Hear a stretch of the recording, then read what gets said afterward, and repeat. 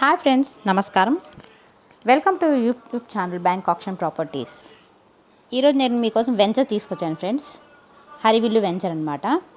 ఇది చాలా దగ్గరలో ఉంది, బంద్ రోడ్కి చాలా దగ్గరలో ఉంది అనమాట, పెనమలూరు సైడ్ వైపు. ఆల్మోస్ట్ ఇటు పెనమలూరు పోరంకి అటువైపు చాలా బాగా డెవలప్మెంట్ అవుతుంది ఫ్రెండ్స్.